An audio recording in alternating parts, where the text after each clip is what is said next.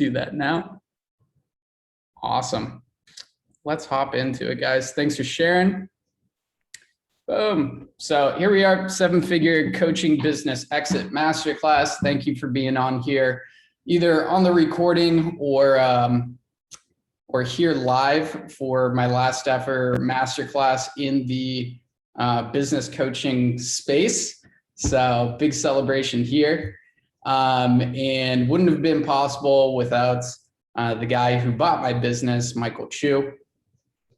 There we are with our cute faces up there. So Michael is the CEO and founder of Champion Development. I think it would be better for you to introduce yourself, Michael, and tell us a little bit about your experience with kind of your come up, your experience with buying businesses, and the current businesses that you're on. Yeah, I mean, through my 20s, my business actual background came from building 3 different 7-figure direct sales organizations. That's what I did through my 20s. Out of college, I didn't really know what the heck I wanted to do. Grew up with Asian parents, thought I was supposed to get a job, really felt called to, move towards entrepreneurship and direct sales.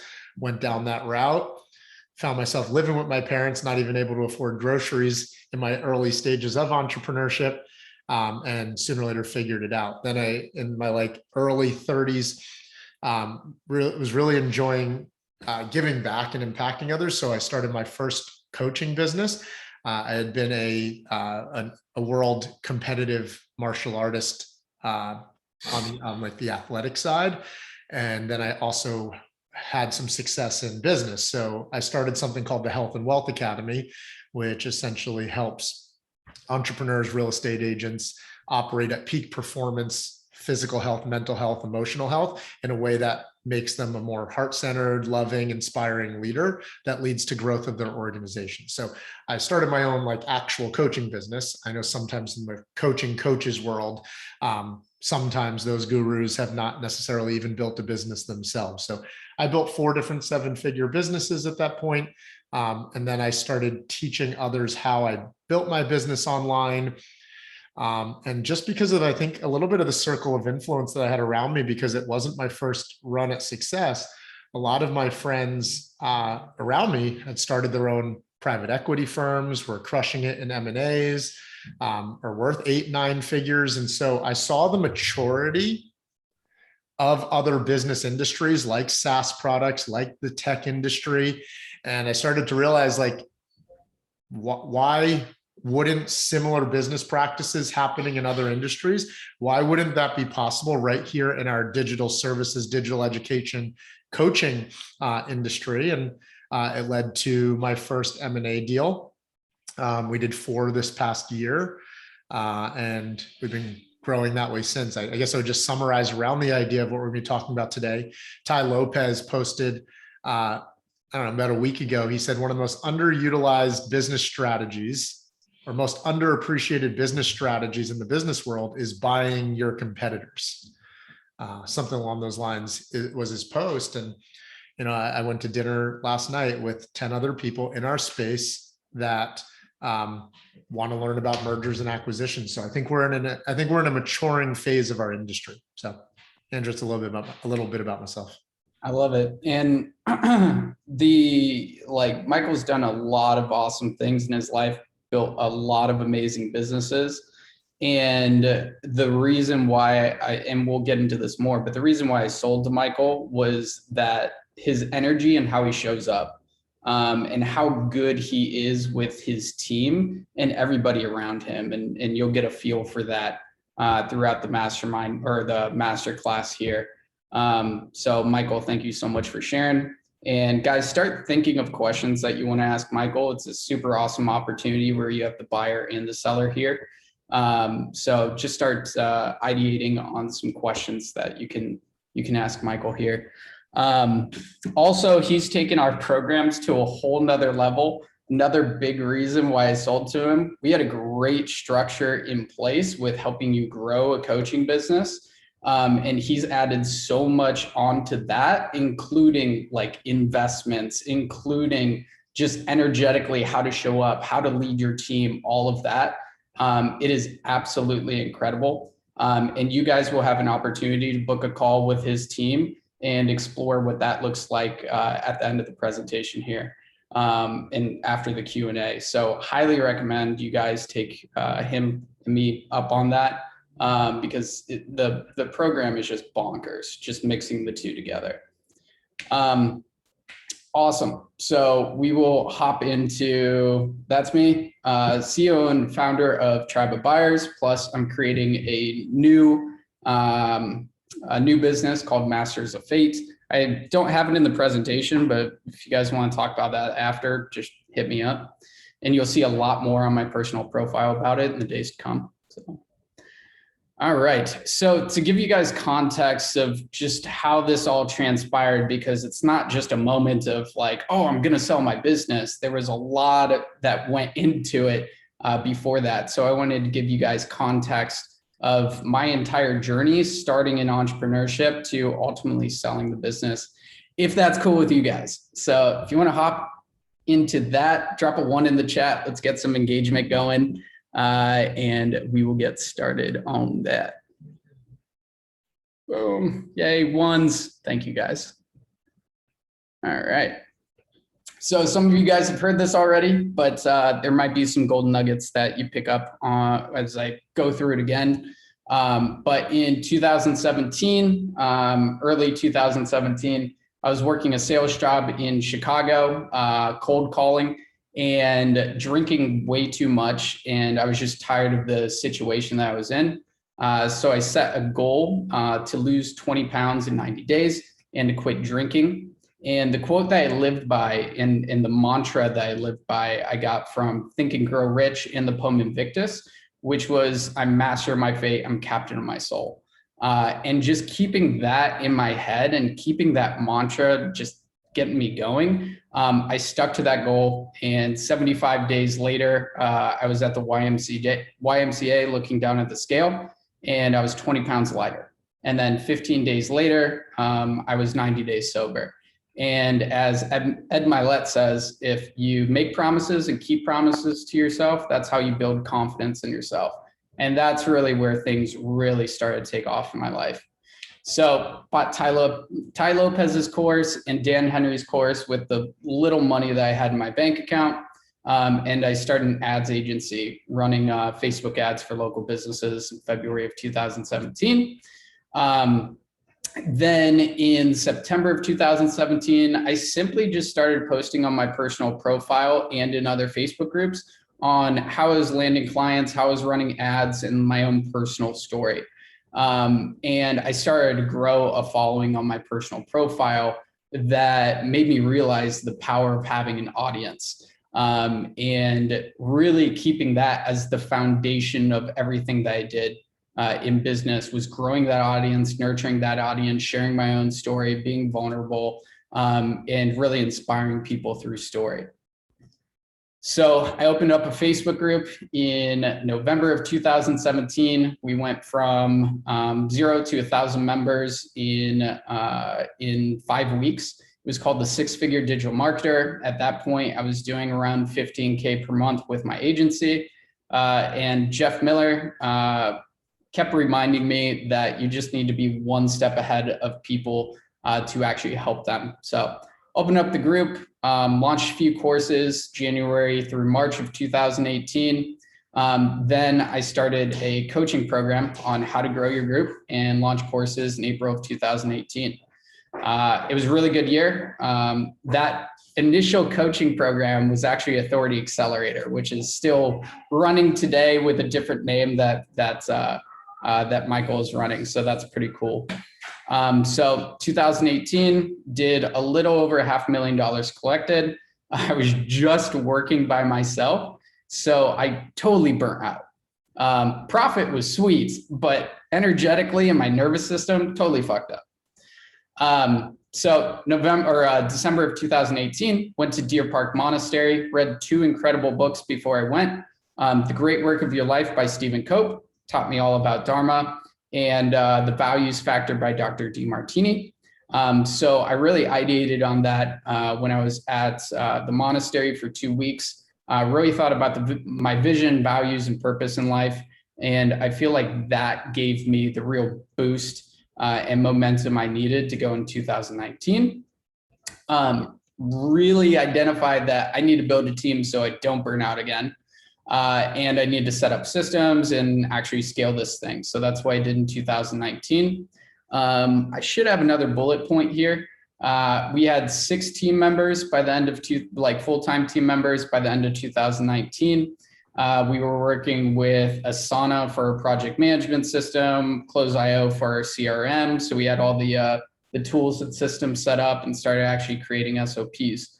At the end of the year, one of the best things I ever did was ran a live event called Tribe Buyers Live. Didn't think I was going to sell it. Like in my heart, I knew I was going to sell it out, but there were always those questions in my mind, like, can you actually freaking do this? You're not even running ads. How are you going to sell 200 tickets to a live in-person event in San Diego? But I remember me and my sales guy at the time, Grant Elertson, we would go to a hookah lounge and just message people. If the literal message was, have you considered coming to Tribe Buyers yet? Which opened up a lot of conversations.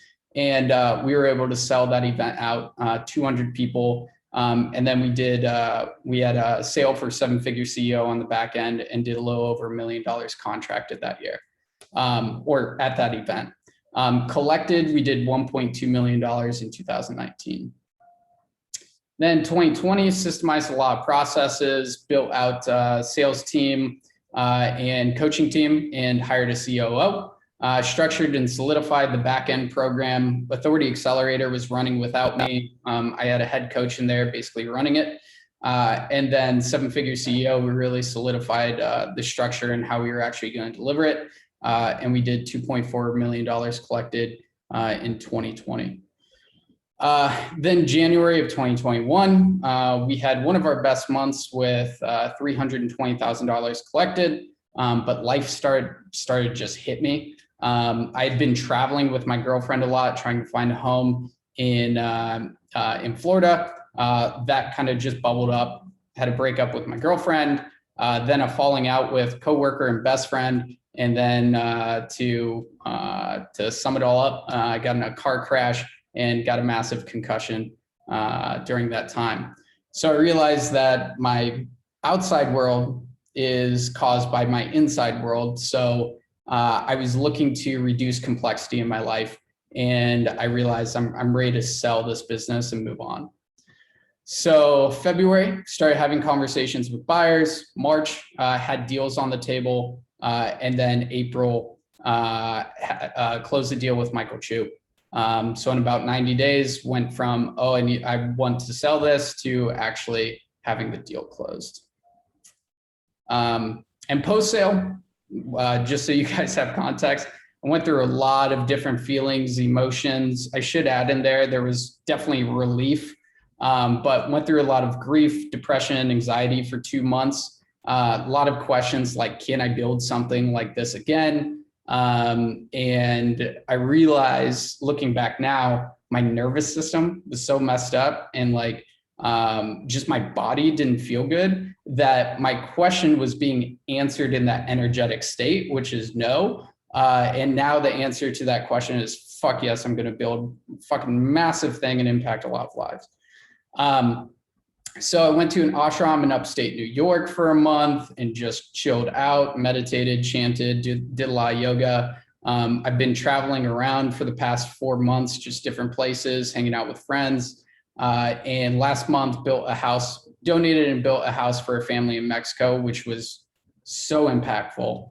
There was actually this one moment where we were putting the finishing touches on the house, and I looked back at the dad, Alfredo, and he was holding his 3-year-old son, Carlo, who's just jumping up and down with excitement. And Alfredo was crying. And like, guys in that culture do not cry.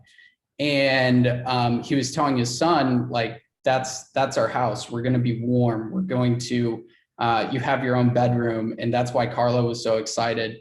And like, that hit me. Like, I have never experienced feelings like that before in my life, being able to impact a family and children like that.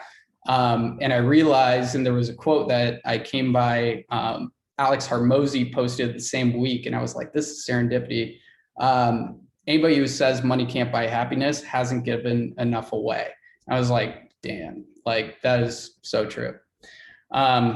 So that was really cool. Last 2 months, happiest I've ever been. Started ideating on my next thing, which is really helping men grow in health, wealth, relationships. And it's called Masters of Fate, which you'll probably see more on my personal profile from that. I'm going to check the chat before we go into the next section. If you guys have any questions, feel free to hop off mute and ask them, or drop them in the chat. If not, we will move on to the 5 lessons from the journey.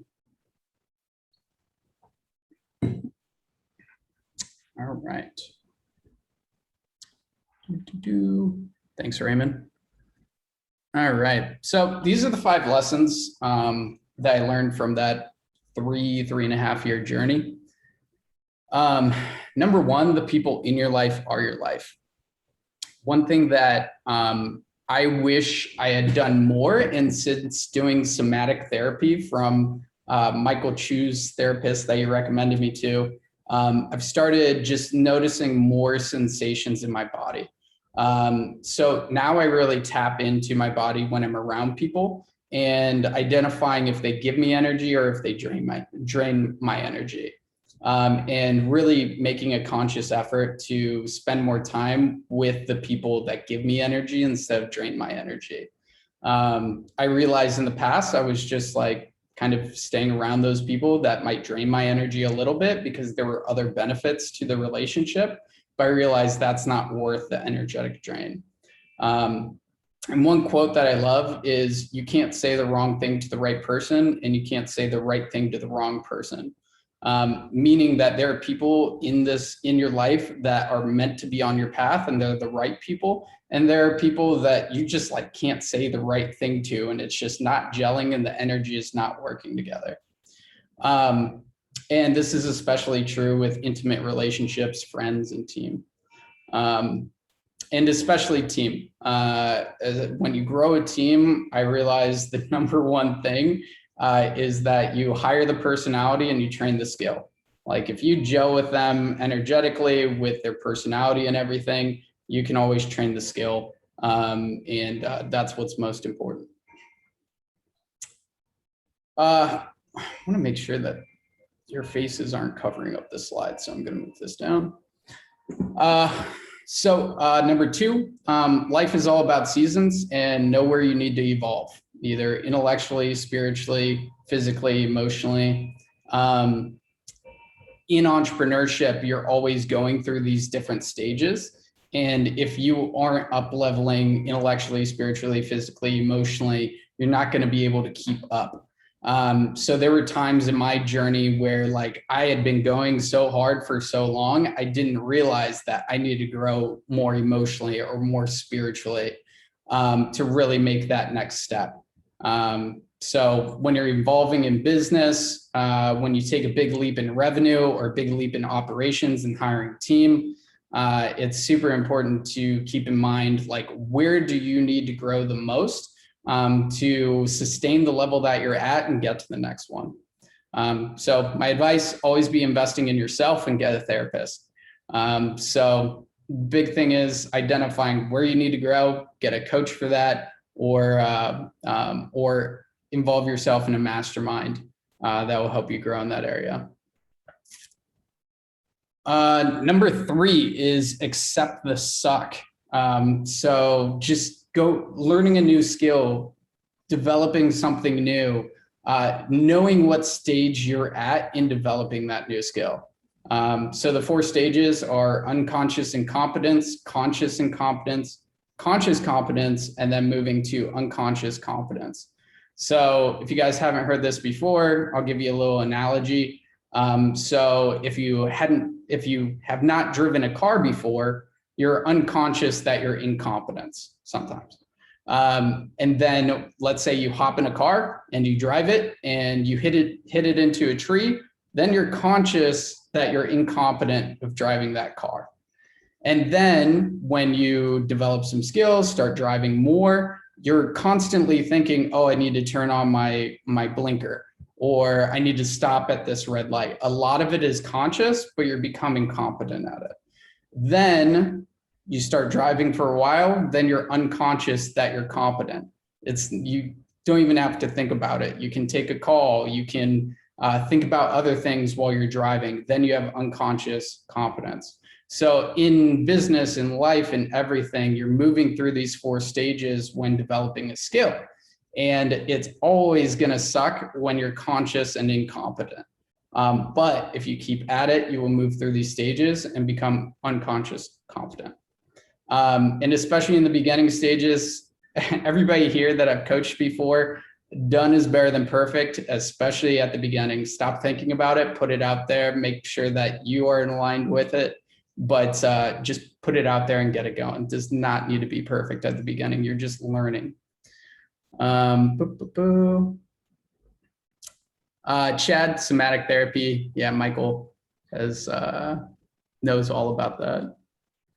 Michael, would you actually like to share a little bit on somatic therapy?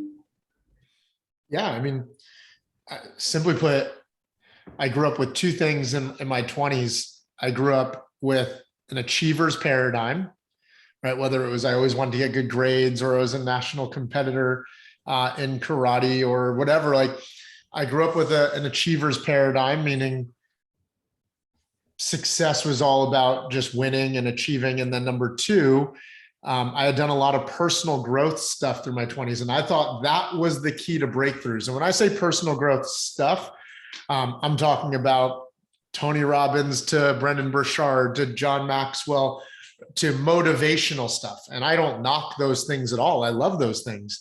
But in my late 20s, I found myself feeling really unfulfilled. I felt a little stuck. I was on the verge of a divorce and a relationship that I knew I was never meant to be in. I had made really good money in my 20s, and yet I found myself crying on my bathroom floor. And then I always add like the Asian culture I grew up in, but I think it's not just Asian. I think many men, especially where it happened to be in Men's Mental Health Awareness Month, were raised and trained with things like don't cry or suck it up or be a man. And so I realized that as I got into my 30s, I never really learned how to feel my own feelings. I thought that I could overcome my biggest challenges with mental toughness, right? David Goggins style, or Tony Robbins, change my state. And in some cases I could, in some cases you can, but I didn't realize how much I was also carrying the weight of things that I just wasn't looking at, or just wasn't addressing, or just wasn't healing, like childhood traumas or past traumas and things like that. And that's where I got exposed to somatic therapy. I'd always had a negative stigma of therapy. My sister was suicidal 3 times and addicted to drugs. So I'd spent a lot of time in traditional therapy offices. And I personally felt like they were at times a waste of time. So I kind of had a negative stigma about therapy. And then I got recommended to a somatic therapist, which the easiest way I would distinguish the 2 is there's talk therapy, where normal therapists are just talking you through, like, tell me about that, tell me about that, tell me. And then somatic therapy is the actual therapy of your nervous system, the therapy of like the emotional state you carry on your body. And when you can go back and heal the past traumas on your nervous system, it opens up the door for how you show up in your present moment as well. So it's a lot of like Dr. Joe Dispenza stuff. Like, you can't heal what you don't feel. You can't talk through it to healing. You got to actually feel it. That's my best way to describe somatic therapy. So good. If they have any more questions about that, Google it, or do you have some type of resource for them? Google, yeah. Resource. I have a short training video of me and Tess, who is a 30-year doctor and somatic therapist, who is the person Andrew and I are referring to. I think I have a 20 or 30-minute intro training to somatic therapy that her and I do that I can probably get out to people if I can find it. Cool. Sweet. Yeah, guys, if you want that, I'll just drop Michael's personal profile in there. Just hit him up and say, yo, I want that training for somatic therapy. So just do that right now if you want it. Got the link right there for you. Boom. All right. So last two lessons here. Know where to place your love and efforts when it comes to business. So when I was starting out and growing an audience, which was really the foundation for my business, I poured all my love, all my efforts, thinking about content that I need to create for them, how to inspire them, how to uplift them, and put a lot into that. Then I launched my programs, and then you don't entirely take the focus off the audience, but you move it to clients and focus your love, energy, attention on your clients and make sure that you create the best program possible for them. Then as you start scaling your team, then they are really running the machine, and you want to put your love, energy, and attention and efforts on them. On how to create these training for your team, how often you need to meet with your team, how you want them to feel, how you want to uplift and inspire them. So the questions for that is, how do I want them to feel, and how do I need to show up to make them feel that way? And then you're going to move through this, like what area needs the most love, attention, efforts the most? Does my audience need it right now? My clients, my team? But as you scale, it goes more team. And this is something that Michael is just a fucking master at, is really pouring a lot into the team, which trickles down to the clients and to the audience. All right. And this was a big insight that I had 2 months ago, month and a half. I was at Funnel Hacking Live, and I was talking to Michael Gonzalez, the CEO of FitT, and he just exited for $100 million.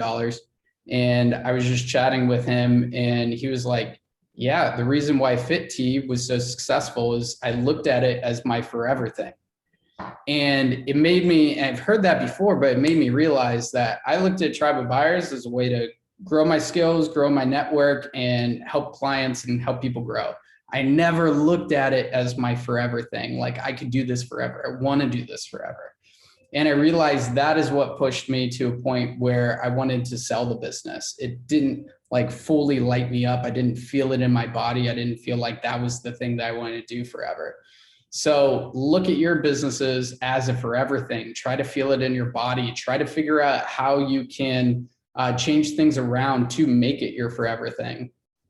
So that was just absolutely huge. And now I know whatever I go into, it's going to be a thing that I look at as I'm doing this forever. Boom. So are there any questions here? I'm going to scroll through the chat. If you have a question, feel free to hop off mute and just ask it right now. Hey, Andrew, I have a quick question for you. Yeah, Nick. At any point, did you ever regret selling your business? It was part of the emotions for sure. It's waned a lot because I am like the happiest I've ever been right now. And I'm lit up on what I'm doing next. But that like month 0 to month 3 period was like, what the fuck did I do?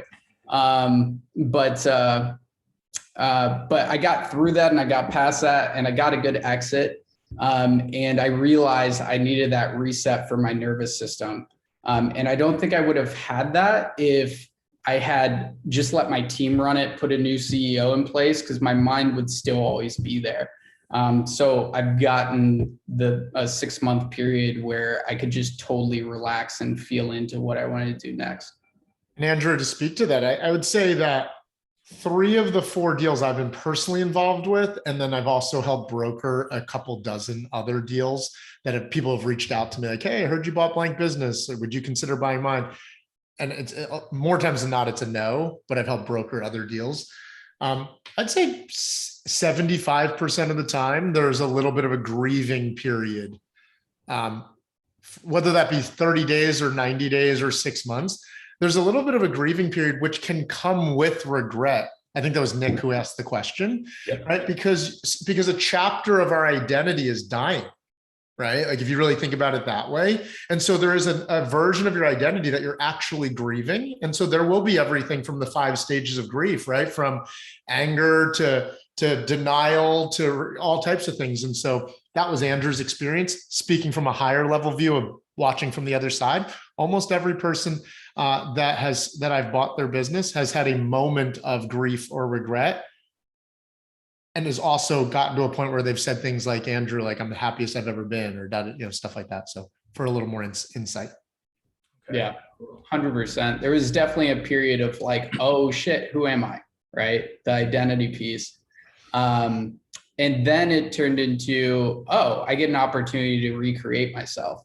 And then over the past 2 months, I've been going on daily morning walks and either calling a friend or opening up otter.ai, an app on your phone that transcribes everything. And I just told my story over and over and over and over, and realized that a big piece of my story was that I didn't have a good masculine influence growing up.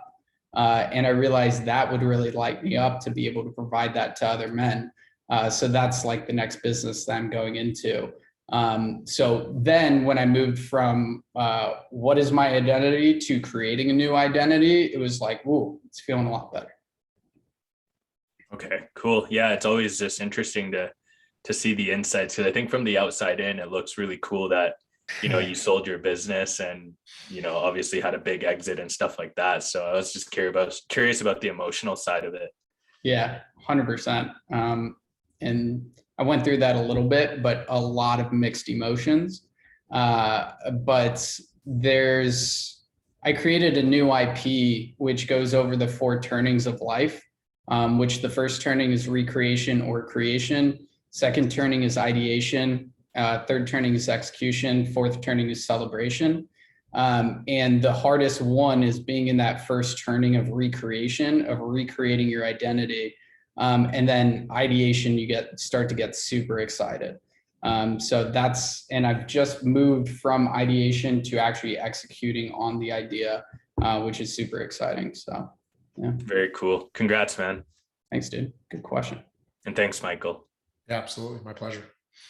All right. So we'll go into the structure of the business and what it looked like when I actually sold it. So this is kind of like at a high level. I just wanted to get the kind of high level view out of the way with the next few sections, and then answer your question around the nitty gritty. I think that's the best way to get it out there. So structure of the business. First off, what offers did we have?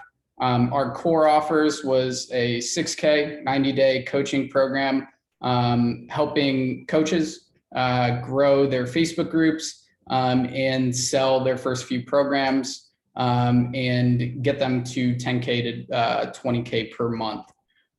Then we had we have a back-end program that Michael's still running called 7-Figure CEO. That was a 12-month back-end mastermind. When we were selling it, it was 30K, and they lined up. So when you get to a certain level in our 90-day program, Authority Accelerator, then you're ready for the back-end program, Produce MRR, that sort of stuff. And we also had some front-end products that worked really well. We had a messenger sales masterclass that we sold for $97. That was a good step in and be like, oh, these people actually know what they're talking about. And then there was a section to book a call for our programs, either the 90-day program or the 12-month program. But we kept it pretty simple. And I think one of the big reasons for the success of Tribe of Buyers was just focusing on optimizing these 2 programs instead of saying, oh, we'll do this custom work, yada, yada, yada. It was really just focused on those 2 core programs that fed into each other. Then our marketing, we didn't run any ads in 2018 or 2019. We started running ads in 2020 for a year. And we realized our organic was so much more powerful. And I let a guy on our marketing team go in, I think it was December of 2020. So then we went back to strictly organic marketing in 2021 when we sold the business. We were focused on the Facebook group, email list, and we had a team of 4 setters that were constantly having conversations and booking calls. So our offers were evergreen. You could buy them at any time. But we also did launches every 4 to 6 weeks where we would either set up a masterclass or we would do a 2-week launch period where we said, hey, you get these bonuses if you get in these 2 weeks. So we ran kind of a hybrid between an evergreen and a launch model. Then sales. I started developing an internal sales team like for closers in 2019 and 2020. Then we had one of our sales guys, our top producer. I think he was our only sales guy at the time, actually. He left to go to Cole Gordon's team. He had a better opportunity. And I started working with Sales Sniper and Marco. And then they took care of our closing team. And I just used an agency for that, Sales Sniper. And then we had an internal team of setters. And Marco was actually running our internal team of setters for probably about 8 months. So he was training them up, getting them book more calls, that sort of stuff. Then delivery, we had 4 full-time coaches. We had 2 subject matter expert coaches, and Avery's still on the team, and then Brad. And then we have Samantha, who's still on Michael's team, who ran the Authority Accelerator program, like A to Z. And then we had Masha, who is one of our support coaches, just really making sure that the clients were taken care of and got what they needed. Operations, hired a COO in the beginning of 2020. Then we let him go and we hired a new COO in, in November of 2020.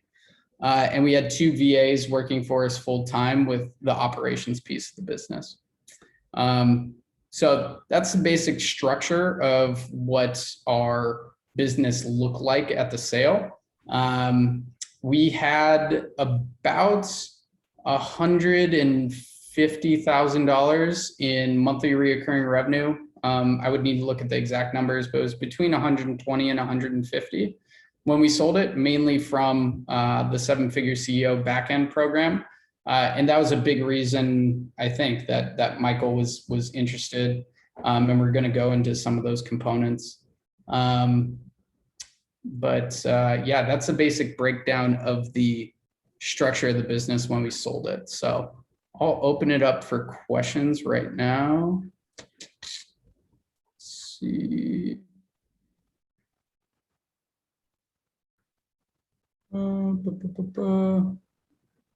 Manny, was the price of the sale? It was 7 figures. So I wasn't looking to get a multiple. I was looking just to move on from my business. If I were at a place where I was looking to sell it from the beginning and say, oh, at this point, I'm going to sell it, it definitely would have been a bigger deal. But at that point, it was just like, oh, I want to move on and make sure that the team and the clients are still supported. And we'll get into the terms a little bit. There's some things that we can't discuss, but later on in the presentation, we'll talk about that. And I think there's 3 parts as we get into the more strategic part, Manny and other people. Like if you want to think about mergers and acquisitions, it's a byproduct of 3 things if you really think about it. I know these aren't in the slides, but Andrew, if you're okay with me, I'll kind of throw it in here. Yeah. Okay. So 2 of my best friends, one has 20 years in the merger and acquisition world. The other one has 10 years in the merger and acquisition world with medical hospitals. And they basically share that there are 3 keys to M&As. Sourcing your deal, right? So in other words, finding a way to get in front of a buyer if you're looking to sell, or finding ways to find deals if you're looking to buy.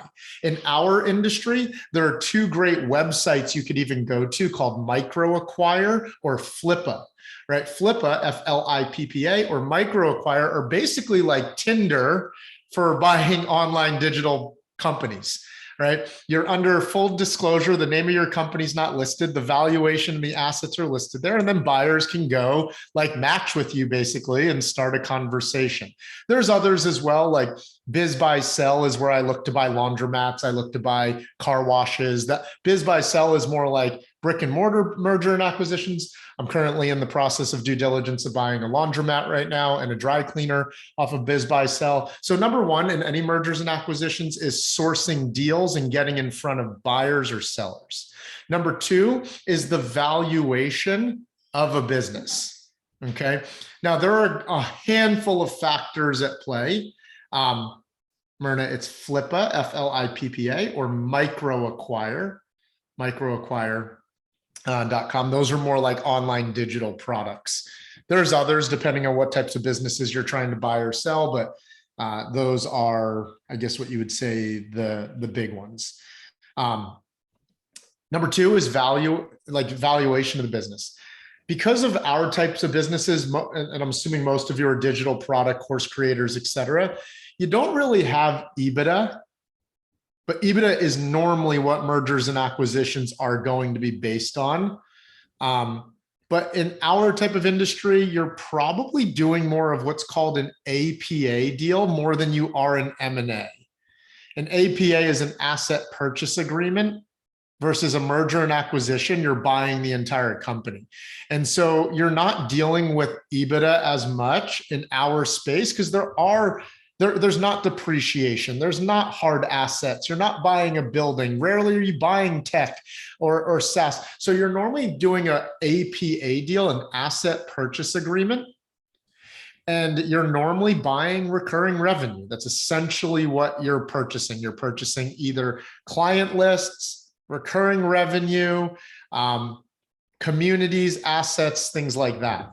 Because of that, you're probably looking at 1 to 2, if you want to use multiples for valuation, you're probably looking at 1 to 2x multiples of your profit, not your revenue. So even if you were a $2 million business, but you're profiting 400 grand, right? When it's all said and done after taxes, expenses, et cetera, depending on how solid the current recurring revenue is, depending on how solid the revenue is, depending on the owner's willingness to be involved with the transition, like some big mergers and acquisitions, like I'm talking about billion-dollar companies, the owner's on the hook to be involved with the company for 3 years, even though they sold the company sometimes, right? I know plenty of friends that are in situations, they've sold their companies to Blackstone, but yet they're still on as a consultant for 5 years, 2 years. They're still a member of the board and all that stuff like that. So the second thing that's involved with the valuation is oftentimes the owner's involvement with the transition, because that stabilizes a lot of times a transition, the owner and the team's transition period, right? And then number 3, you're looking at oftentimes the future potential of the assets. And so you're looking at a 1 to 2x multiple. In normal merger and acquisition world, you're probably looking at 2 to 4x EBITDA. But again, we're not dealing with EBITDA. So that's normally multiple what you're looking at. You're looking at 1 to 2x of profit, not revenue, and how you're looking at it. There's many different ways to go about that, but that's general sense. And then the third thing you're looking at is how you fund deals, which we can get into in more detail. How you fund deals. In our type of space, you're probably looking at seller finance just because of the numbers we're dealing with, but there are tons of creative ways to fund merger and acquisition deals that many of you are probably not even familiar with, that we can go into a little bit here on this call as well. Andrew, I'll pass it back to you. Sweet. I don't know if I told you this, Michael, but shortly after I sold the business, I kept thinking like, damn, I wish I hired Michael as a coach. Like I would be so much further ahead and learn so much more about investments, learn so much more about building wealth, and just like get myself in a better position. So yeah, guys, you have an opportunity to work with him. I highly recommend doing it. That's why I sold him the business. But this is kind of like what you were going over. This is from my perspective of the 3 elements of why you really bought. And the first one was cash flow, client contracts. That's why having that back-end program was really awesome. we had monthly reoccurring revenue coming in for like 3 to 12 months, just over and over and over. And that was a big reason to see the business has this cash flow coming in. Then the team having good structure, good processes, good people. And then third, the marketing assets with the Facebook group and email list and phone number lists, having big lists, marketing assets. But I would love for you to share from your perspective, Michael, on what made this deal enticing and the deals that, I mean, you've bought 3 or 4 coaching businesses. What makes it super enticing to you? 3 coaching businesses and an agency at this point, as far as specifically within Champ Dev. So this kind of ties to Nick's question. Michael, a little bit to funding. We can go into that more as we keep going here. But to answer Andrew's question about what's enticing, I mean, just like in how you guys do sales in your own businesses, good business is when there is an energetic win-win-win, right? If you really just think about it. So before anything else, there's no textbook answer to here's what's going to be enticing to a seller. At the end of the day, what does the seller want? What does the buyer want? And can you do that in a way that clients and the whole ecosystem wins as well? That's why I don't just call it a win-win. I call it a win-win-win. Does everybody get that so far? Okay. Without that, energetically, you're probably going to do bad business if you can't honor the concerns of all 3 of those wins. So let's just start there. Now, Nick, to your question and to Andrew's question, I can go through each of them individually, right? At different stages, buyers will value different things. So Nick, you could be at, I don't know what exactly you're at, so I'm just going to make a number up. You could be at 50K a month, which isn't as sexy as 200K a month, like Andrew was saying, and only be profiting 20K a month after payroll and all that type of stuff. And yet there would still be a buyer out there that would potentially get a lot of value out of that business. Why?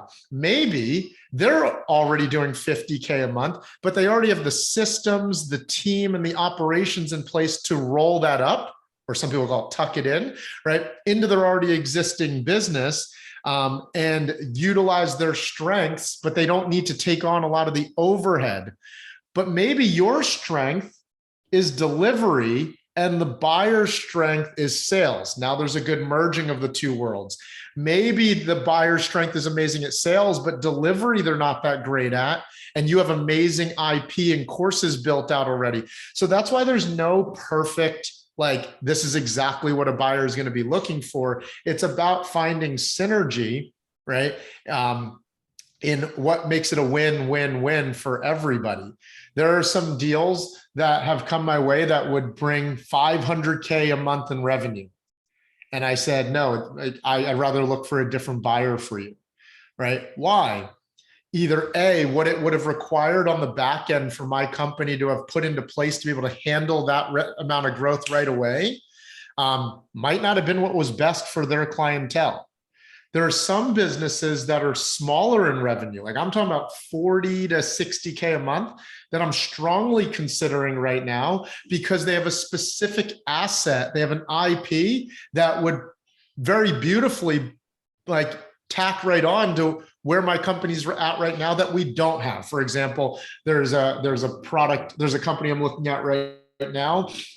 Of their 60K a month, 30K of it is from a subscription offer that they built out that is just well dialed in my industry already with my niche. And I don't have a subscription offer built out already. So I could build it from scratch, or I could just buy it and have it built already and add different strengths that I have and grow it from there. So I'm kind of answering Andrew's question and Nick's question, like Andrew, like as far as different things that made it enticing. There were, there's some solid monthly recurring revenue. There were some solid team players. And in your case, Andrew, Tribe of Buyers allowed the program that I was already building to expand our vertical like horizontally.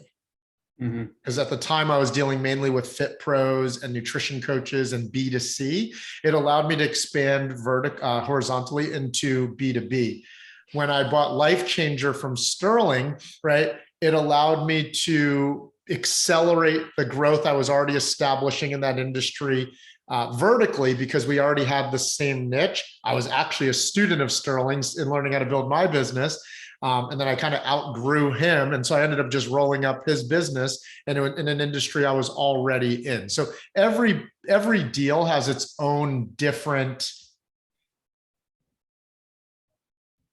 alignments and incentives that have to be explored between buyer, seller, and the community. So I could go on and on about this, but hopefully that gives a little insight for now.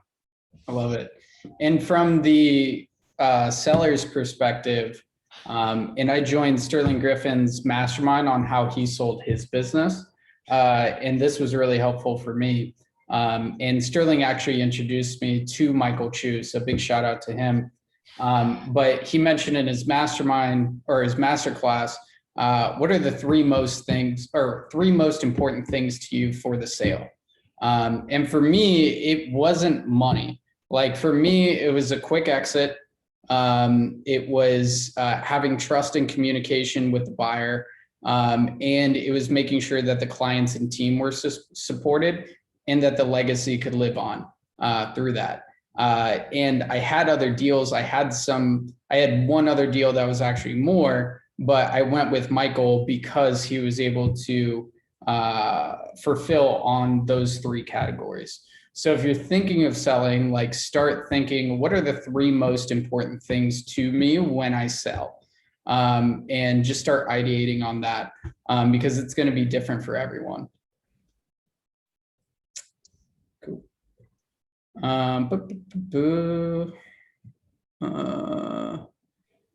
So one last thing while Andrew pulls that up.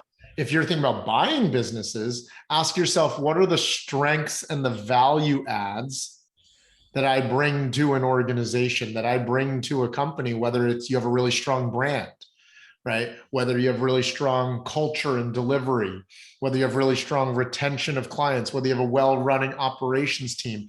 Because if you know your strengths, you can see where you can add value to a purchase that you buy as well. Because your goal is not to just buy a business. Your goal is to buy a business and add value to it in a way that it perfectly aligns. I hate the word perfect. In a way that it aligns and or grows because of the value you add to it as well. Love it. So question you guys probably have, how did I find the interested buyers? I had 6 interested buyers. 2 of us two of the buyers, potential buyers, got to the point of actually writing up a proposal. And that was Michael, and then a guy that was actually my mentor at the time. And it was really simple. I just brain dumped a list of current and past clients that might be interested in the business, competitors, and mentors that I was working with. And I also reached out to people that I really trusted, that knew a lot of people in the space, and asked them, hey, can you keep this on the down low? But I'm thinking about selling my business. Is there anybody out there that you think might be interested?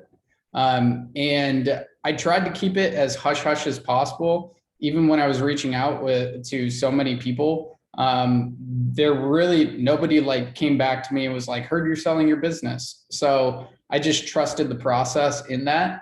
And what ended up happening, I was in the final week of closing with with my mentor, and Sterling Griffin said, hey, if I find you a buyer and get you the number that you want and the perfect buyer for you, can I open up a conversation? I said yes, and spoke with Michael the next day. And we had only 3 or 4 conversations. It moved really quick because that was one of the things that was important to me. But within the week, we had the deal done, and I just met him a week prior. Can I speak to that, Andrew, real quick? Yeah. You know, guys, in the merger and acquisition world, there are 2 ways that you can approach an M&A. There is the traditional by the book business world where you like sign an NDA before you have any single conversation. And in some cases that might be necessary. One of the deals I just did 90 days ago, we followed a lot of that textbook. However, one of the advantages that we have in being technically small businesses, right, in comparison to the industries that are really doing mergers and acquisitions, is that Stephen Covey has a book called The Speed of Trust. How many of you have heard of that book before, The Speed of Trust? Right? If you haven't, I would recommend it. But basically, the whole book talks about how businesses where trust is the foundation, is the pillar, can move so much faster. And so Andrew and I don't think signed any NDAs until maybe like we were actually closing, or maybe we didn't even sign at all. And that's what allowed us to move so quickly. I was talking to some of you guys might know him on Instagram, Sam Parr. He sold his copywriting company to HubSpot for, he's not allowed to disclose the amount, but a pretty amount. And he tells the story about how the deal took months and years, and there were 7 lawyers involved, and they reviewed every single one of his tweets, and they called his family, they called every single one of his clients. They considered not doing the deal because any picture on his website that came from Google Images, he was technically against copywriting, and so they didn't want any legal lawsuits. So there's that side of doing mergers and acquisitions as well. However, to what Andrew's speaking about, I think when you align with, Sterling said to him, if I can find you not only your number, but the perfect buyer, like where there's cultural alignment and heart-centeredness and people who care, I think that allows you to move quickly as well. And so I just wanted to share both spectrums of kind of how you can do these types of deals. There's the human side and there's the business side, like the cutthroat, what you would picture on like Billions or Succession or some sort of TV show like that. There's the shit you would picture on that. So just to speak to what Andrew was talking on there. And we definitely did it in an unconventional way, but definitely something that felt super aligned. But I actually had my lawyer come back to me. He's like, what the fuck is this? You met him last week. What the fuck is this contract? I mean, you're covered, but what the hell? So we kind of did it in an unconventional way, but Michael, I would love for you to share for what everybody else should expect and timelines and kind of what they have to have in mind if they're in the process of wanting to sell their business. Yeah, I think you mentioning your lawyer's response. I mean, I've been working with my accountant and my lawyer for quite some time. So they know that I have a level of business acumen, stability, success. And when I said to them mid 2020, I said, hey, in the middle of COVID, right? Because one of my mindsets about wealth is at economic like turmoil, there will be buyers for wealth. And I said, I think this is a time that I could bring mergers and acquisitions to this industry.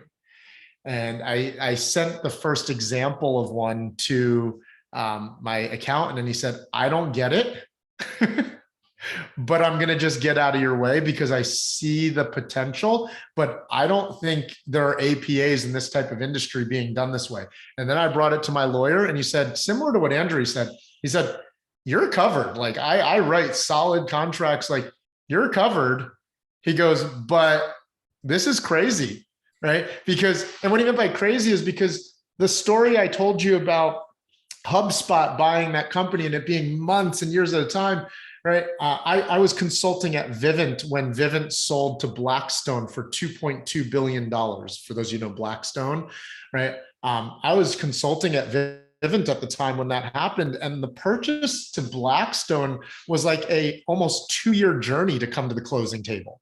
So just to kind of put contrast because of how much time they spend in opening the books. At that size of company, there is someone on staff whose sole job is to dig up all your bones and your ghosts and your skeletons. Like that is their sole job, is to explore your life. Like, so I'm sharing this because there's no playbook per se yet for mergers and acquisitions for our industry yet. I really do believe that's partially why myself and the fellow partners that I've been able to buy their businesses, we're in a way revolutionizing the maturity, the maturation phase of our industry right now. But to answer the actual question, I would say expectation-wise, you're looking at 3 phases. And these phases could each take 2 to 4 weeks each, which means you're looking at 6 to 12 total weeks for the whole deal to get done. But you could move faster depending. And those 3 phases are, first, the feeling out stage of, is there a win-win-win even potentially here? Like tell me about your business. It's honoring the concerns of all parties, right? Like, what do you want? What do I want? Like, let's not waste each other's time. If what I want is not delivered by your business or what you want, I just know for sure I couldn't deliver. So there's the exploration phase. Then there's the valuation and terms phase. A friend of mine, again, her career was spent in the mergers and acquisitions world. She teaches some really cool stuff on M&As. Her name is Cody Sanchez, if you want to follow her on Instagram. But she teaches, and her whole career was in M&A with Goldman Sachs and all this other stuff. She basically teaches during valuation. There's 2 ways to go about a deal, right? She calls it my price and your terms, or your price and my terms. And normally that's how you're starting to come around the valuation and pricing. Like, okay, you want a valuation a little higher than I would probably value it at, but as long as you're willing to do on these terms, whether terms could be everything from how many months it's paid out to the balloon payments, to how much down, to incentives, to how often how much the owner is involved still. Those are 2 ways to go about it. And then the third is obviously due diligence, legal, and funding, like coming to the final contract phases, where you're doing your final due diligences and stuff like that. So you're looking at about 3 phases during those stages: exploring if there's even a fit, starting to look at, evaluation in terms. You could say due diligence falls under that potentially. And then lastly, you're coming to final negotiations. And, funny thing is, you could go through phase 1 and phase 2 in 1 day, and final negotiations could take 1 month. Like, the number of times you go back and forth with a contract sometimes where you think the contract's good, you think verbally you've agreed to everything, and the seller's like, whoa, why is that phrase in there? The buyer's like, that's not how I interpreted it. So sometimes the longest phase is the final contracting phase. So that's kind of what you have there. Perfect. Don't know how to spell negotiations, apparently. You don't need to know how to spell to sell your business, Andrew. There you go. No, that's nope, not looking right. Somebody spelled negotiations for number 3. Come on, Yali, help us out here. I already wrote it there. She did. There we go. She already wrote it for you. So Yali, I'm honored that you're here on this masterclass with us, knowing that Tony Robbins' UPW is going on and you're Tony Robbins famous. You could have been there with them, and you're here with us. That just hit me right now. So I'm honored that you're here with us. shout out to Yali. Thank you. And kind of to kind of bring this to finality, this is what it kind of looked like. So Michael Chu actually bought the assets of the business, not the entity. So technically I still own Tribe of Buyers. And that's actually where I get the monthly payments. It's sent directly to Tribe of Buyers. He didn't need to own that branding. It just made a lot more sense to buy the asset than the assets than the actual entity. So the assets being the programs, the courses, all that stuff, the marketing assets, the lists, all of that stuff, the client contracts, and so on and so forth. Anything you'd add there, Michael? Buying the entity. Yeah, again, just to drive the point home, with our type of businesses, rarely would it make sense to buy the entity, because there's not much to the entity you're buying. So if anything, you're really just taking on the seller's like liabilities, like their tax liabilities and stuff like that. Because most of these companies are most of these companies are going to be structured as what? S corps and LLCs. If it was a C corp, it would be different. I know for some of you, this is normal language. For some of you, like, I'm whatever, but most of these companies are not C corps, which would then especially get even more complicated because now you have ownership shares spread across the board to multiple owners and stuff like that. So chances are you're dealing with an APA at this level, an asset purchase agreement, not buying. If you want to pull that slide back up, I might be able to transition it into funding a little bit since some people have asked that question. Payout. Yeah, so I'll just go through these real quick and then we can talk about funding. So Michael actually created the first contract for the agreement, the APA. And he had already built these contracts, so it was easy. And then I had my lawyer look over it. We went back and forth like 3 times just to make sure there were no gaps and we were both covered. And that was like a 3-4 day process of just going back and forth because we had good communication, good trust. And then the payout that I wanted and I agreed to was initial lump sum payment, and then monthly payouts for 2 years, mainly because of taxes and all of that stuff, and also wanted to have cash flow. So we can go into funding and kind of from the seller's side, what do the sellers typically think about when it comes to how they want to get paid out?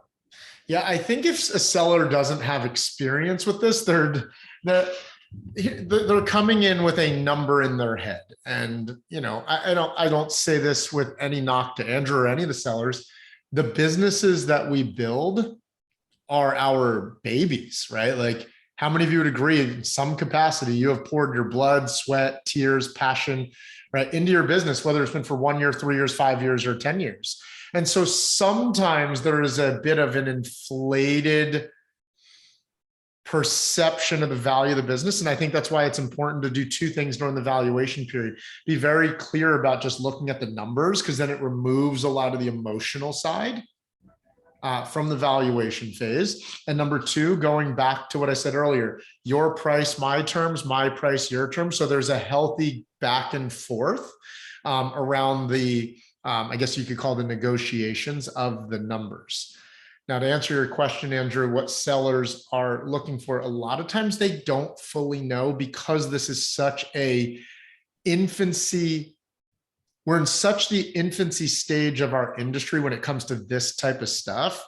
There's not a playbook like the tech world, right? Like Uber knows, and Bumble knows, they just went public, and right? Like these companies normally have some sort of playbook that they know they're going to follow when they go public or they sell, because of companies before them. So all that to say, I think sellers normally have an idea of just like a number in their head that they're hoping to get paid. But there's also normally in our type of business, something a little bit deeper emotionally. Like maybe they just want relief and release from their current schedule. Maybe they find themselves running a business that they don't want to let the people down because they care immensely about people. But if they're being really honest with themselves, they're dead inside when it comes to teaching what they're currently teaching. They're like, you know, I've heard from people say before, if I have to teach someone their ideal client one more time, I'm going to blow my brains out. Or if I have to teach someone, you know, social media content writing, or they're just bored. And that's not a knock on our industry. It's just the stage that they're in. They're just bored and they're ready for something new. And so the 2 things I find a seller oftentimes has in mind is a little bit of like a number, a lot of bit about what they want from the sale, like relief, freedom, passive income, you know, security, stability. Like in some cases, because their business was so unprofitable, like there was so much margin being eaten up in how they were currently running the business. I can think of one seller, he knew he was done with his business, so he just hired a massive staff because he didn't want it to fall apart, but he didn't know what to do with it. So he wasn't even profiting that much. He's actually making just as much, if not more money now, but he's not working at all, right? Now, from the outside in, you'd be like, that's all he's making, because again, to the outside world, he was a 7-figure CEO. But if you peeled the numbers back, he was only profiting X. and he was able to get Y, but not work at all and release all the emotional strain, all the emotional stress. So sellers oftentimes have, again, a number and also just the emotional side of what they're looking for from a deal. Then as far as terms and funding, you want to go into that, Andrew, now as well? Yeah, one thing that I want to add there is you should always be building your business to sell. And knowing your numbers, knowing how to manage your cash, knowing when the right time it is to hire new team members so you're not crushing your overhead and your profit margins is so freaking crucial to getting the most out of the sale that you possibly can. And luckily, I was pretty good at managing those numbers. But Michael just did a training inside of Seven Figure CEO about really understanding your cash and your money, and building it at a place where you know your profit, you know when to invest, and that sort of thing. So I just want to touch on that point because that is the most crucial thing. Build your business to sell and know how to manage your profit margins. And are there like a few little tidbits that you can give here, Michael, around really knowing your numbers and building the team the right way? Yeah, I mean, well, first and foremost, like we said earlier, revenue is vanity, right? Revenue is vanity. Profit is sanity. Cash flow is king, right? And so a lot of times in our industry, we well over promote in this freaking industry, contracted numbers and revenue numbers. But when you get into big boy business world, so to speak, right? And like mergers and acquisitions, your revenue numbers are only so important. It's a part of the piece, but again, profit and the health of the business, the cash flow of the business is a lot more important. So keep that in mind. To Andrew's question, a couple tidbits. I would say 3 starting points. Know the outcome. Here, so let's organize it this way. Know the outcome of why you're running your business financially, right? Know the outcome of why you're running your business financially. Morgan Housel in his book, Psychology of Money, has a great chapter, or 2 chapters back to back, that says wealthy people understand when to answer the question, when is enough enough? But when we're entrepreneurs, we sometimes just keep chasing the next mountain. And then the second chapter in the book he talks about is we end up trading and sacrificing everything we ever wanted for something we never actually needed. Did everybody hear that? When we're not clear on the outcome we want from our business, we can sometimes start chasing the next mountain and compromise of everything we ever wanted to chase something we never really even needed. So for example, maybe you got your business to 80K a month, but really healthy profit margins. You're taking home 50K a month yourself. You're working 3 days a week. You're working with a client base you love. You're spending tons of time with your family and you're traveling. But the industry has convinced you that what? Grow, more revenue. And so you end up going after 100K a month and 200K a month, but you weren't really ready to lead a leadership team. You're not quite the money manager who knows and how to manage money at that level. You then get really stressed about your margins going down to 30%.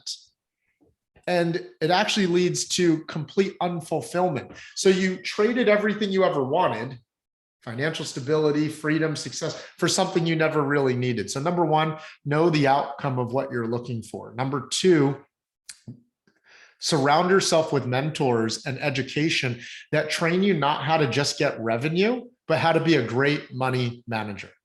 How to be a great money manager, right? And that's everything from how to take profit first to prepare for taxes to how to leverage your cash to make you more cash, right? Because the reality is most of us get into business for one word: freedom. Personal freedom, time freedom, financial freedom, right? And yet I think our industry is lacking in teaching people how to take the amazing money they can be making in this industry and teach them how to use that money to actually create them financial freedom where their money is making money for them. I share this openly with my clients. I go, yeah, I'm really excited that the business is on its way to 8 figures. You know what I'm more proud of? Every year for the last 3 years, I've added at least 6 figures in passive income to my portfolio as well. Right. I'm in the process of a deal right now that'll add, I don't know, 80 grand in passive income for the year, 6K, 7K a month. Right. Like, know how to be a great money manager where you're using that money not just to grow revenue, right, but to also grow your lifestyle.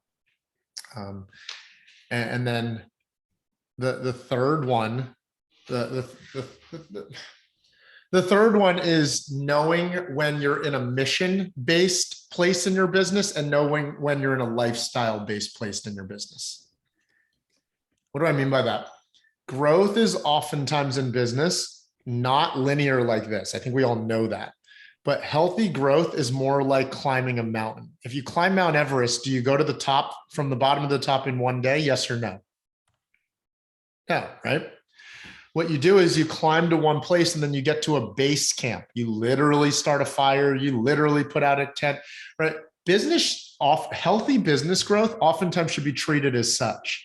Maybe you work your tail off to finally get to 80K a month. Many times it makes sense to stabilize at 80K a month for a while. And then that would be what I call a season of lifestyle-based business. Like, really make sure your systems are in place. Really make sure your team is in place. Really make sure your energy is ready to take the next climb. There's a great book called The Second Mountain, right, which talks about why most people experience success and then don't experience more success on top of that, right? Yeah, know when you're in a lifestyle phase season or you're in a missions phase. A mission's like, we're on a mission to go from 80K to 200K a month now. Let's pack our bags. Let's get ready to go and let's go. I think financially, it's important to know what season you're in so you're knowing how to allocate your dollars. Yeah. So important, because when I was running my business, I got caught up in the marketing. Oh, we need to get to this level, then this level, 100K per month, then 500K per month, then $1 million a month. And I wasn't building wealth at the same time. I was investing into S&P 500. I was trying to get into real estate, but didn't really take the time, and some crypto and that sort of stuff. And if I had had a mentor or a program showing me, oh, you take these profits, you put it over here, you build that passive income, you start building that wealth. I wish I had had that. And that's why I said earlier, I wish I hired Michael as a mentor, or at least known about him, because that is super crucial. Because if I had gotten started a year ago, 2 years ago, on really knowing how to systematically take the cash flow that I'm creating in the business and putting it into an asset, into something that will build wealth for me, I would have that passive income coming in that Michael has. So I can't stress that enough, how important that is to have, like your point number 2, having those mentors, having those people in your life, super crucial. Yeah, like one of our clients, Ricky, literally just this week, I just highlighted him in my Instagram story. He's 19 years old. He just closed on his first investment property. I think, and I'm not a real estate investment coach. It's just what we coach on when we coach our clients is, yes, to make money, but there comes a point where we also start training people on how to make sure they're building wealth and freedom as well. I think one of our other clients, Alex, he's 21 years old. He has bought 5 units in the last 9 months. Right. And so there comes a point where you want to make sure your money is making money for you. But anyways, I know we're about mergers and acquisitions today, not about investments. So that could be another masterclass. And I love it. And I would love to make sure that you guys are still with me. Share with me in the chat, what's been your number 1 takeaway so far? Or what stood out to you the most? So everybody here, Yali, Nick, Manny, Kevin, Raph, Michael, Carrie, Gilgore, Dave, Raymond, Mirna, Steph, Dave, 2 Daves here. Drop it in the chat. What's been your number 1 takeaway so far? And if you're watching the replay, I'll drop Michael's Facebook page down below. Shoot him a message and share with him what your number 1 takeaway has been from this masterclass, because he shared so much freaking gold. Give back to him, shared number one takeaway, and it helps us produce content as well. Yeah, and if you ever want to, find buyers, you can always reach out to me, even if I'm not the buyer. And I can help broker and connect you with potential buyers in your industry as well. That's one thing as well, because I just saw someone where to find buyers. Nice. And then we'll get into funding here in a second. Awesome.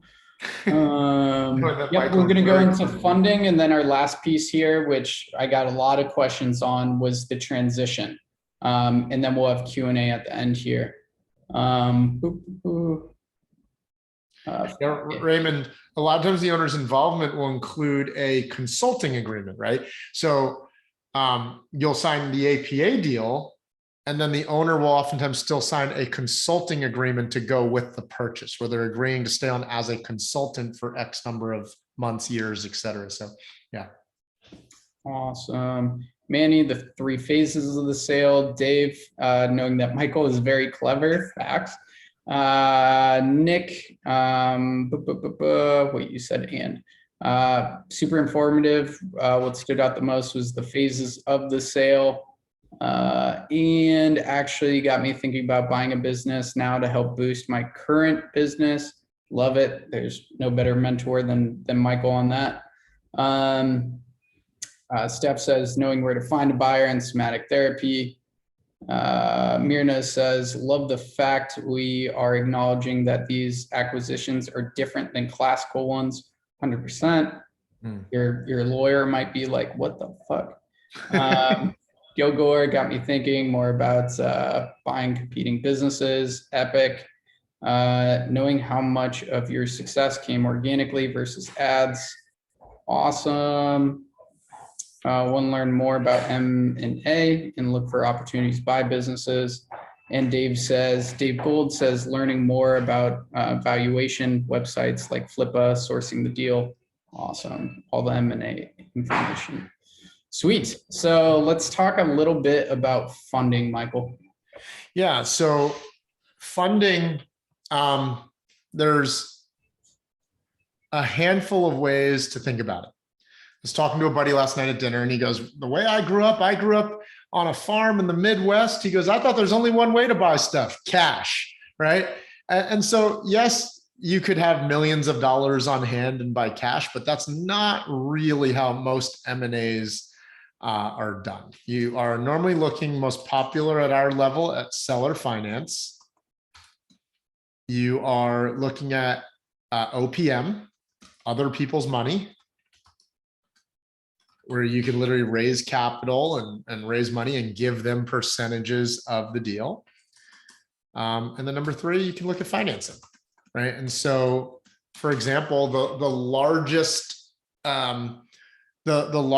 product that the government funds out is the SBA 7A loan, right?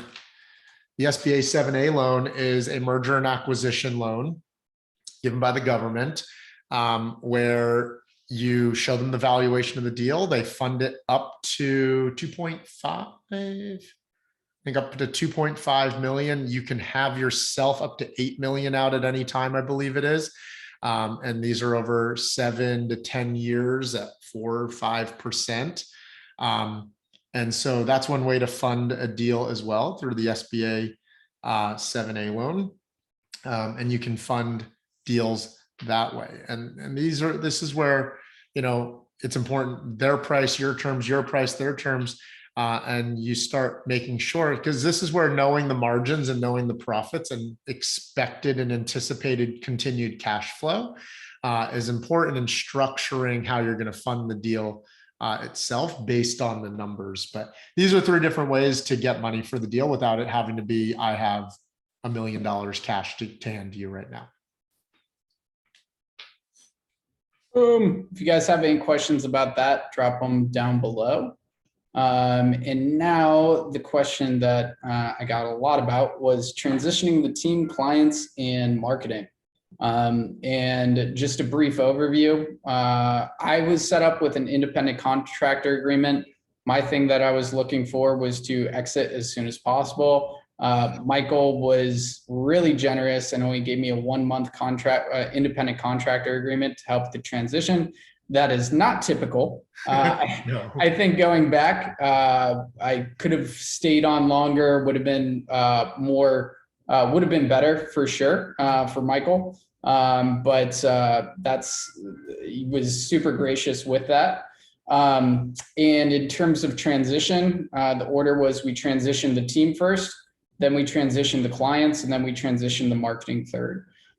So Michael, I would love for you to go into that because you've done 3 to 4 transitions in the coaching space already, and talk a little bit about what makes an effective transition from the seller's business to the buyer's business. Yeah. And Andrew's absolutely right. It's not typical. Like the last 2 deals I did, one of the sellers is on for 16 months. The other is on for 12 months, 9 months. I forget what you got. So no, one was 12 months, one 16 months, one 9 months. And then we got our boy Andrew for 1 month. So it definitely was a unique personal situation to where Andrew was at the time. Yep. I don't think that's a textbook playbook, just to be very clear. Again, this is where a level of business acumen, experience, intuitiveness is key. Do I think you transition the team over first in almost every playbook? Yes. But sometimes it's important to transition over marketing first, depending on the strength of their marketing. If the marketing is very heavily through a brand, you could leave it for a while, right? Like I have a friend who did a deal, and the way the marketing ran and the way the delivery ran, it wasn't very owner intensive. So they bought the business and never rolled it up. Do you guys know what I mean by that? Like they literally bought the business and just never announced to anybody that the business was bought, right? Why?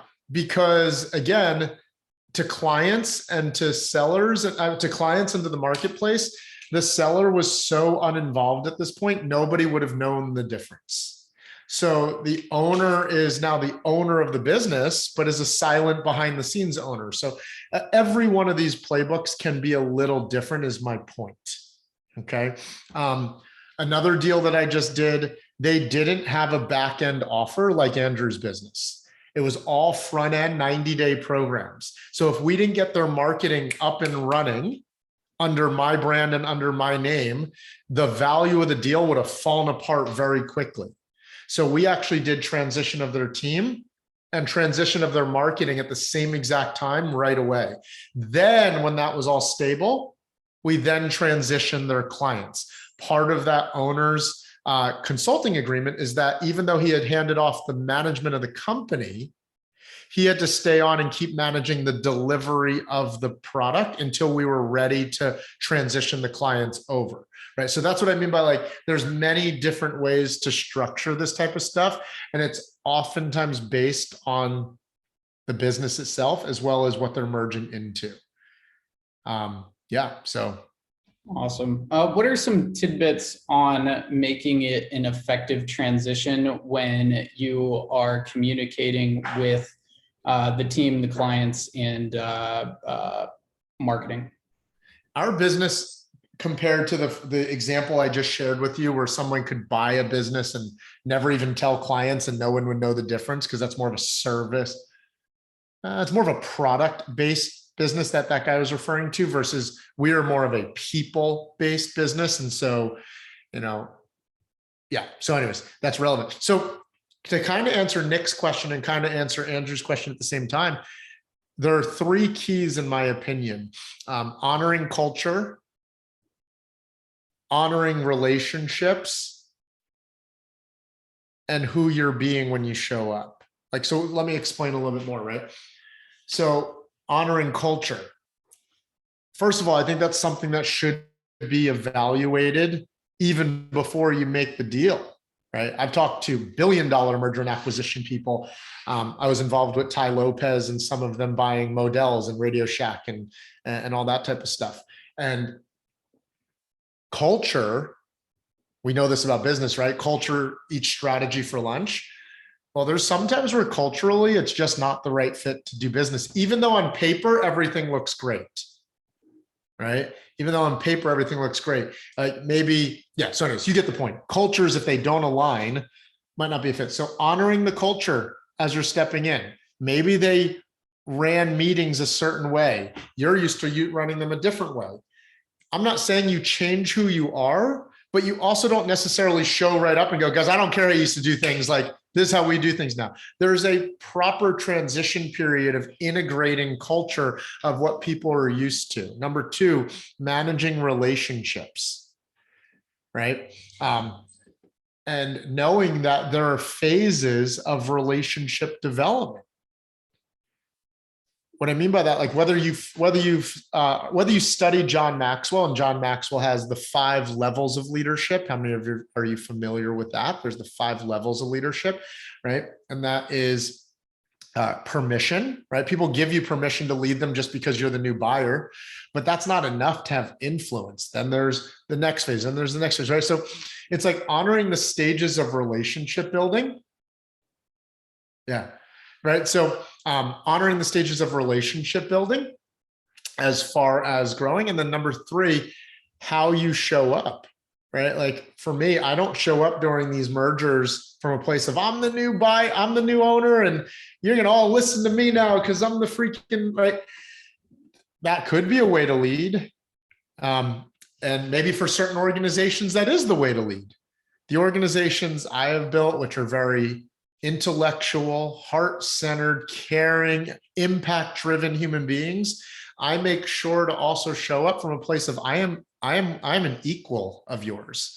Right? I'm here to serve you, not you serve me because I'm the new boss now. Like I'm here to ask how we can, get better together. So how you show up, I think, is a really important part to the transition. One of the things I'm really proud of is that of all the companies we have acquired, their teams, even if there was like bumpiness at the beginning, I think of Avery, right? When Avery and I first met, he cried. He was sad about the transition. Change freaked him out. And, about 60 days ago, he said, Mike, I just need to acknowledge something with you. Like, I feel home as part of this team. He goes, I feel safe in your leadership. I feel like my gifts are being utilized. I agreed to stay on because I cared about the 7-figure CEO community, but I wasn't sure of how long I would stay on. He goes, I see a long-term future for myself here. I want to keep growing with your company.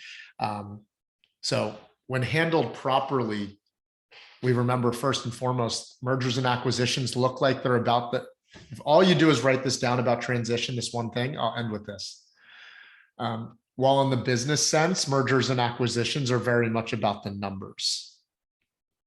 But the success of the transition is when you remember it's all about the people. So the actual merger and acquisition part, yes, is about the numbers, but the success of the transition is about you remembering it's all about the people. In our type of industry. Again, if you were selling a newspaper or a restaurant chain or a candy bar, maybe it's a different story, but in our industry, I believe that to be true. So good. And you guys can probably tell why I sold the business to Michael.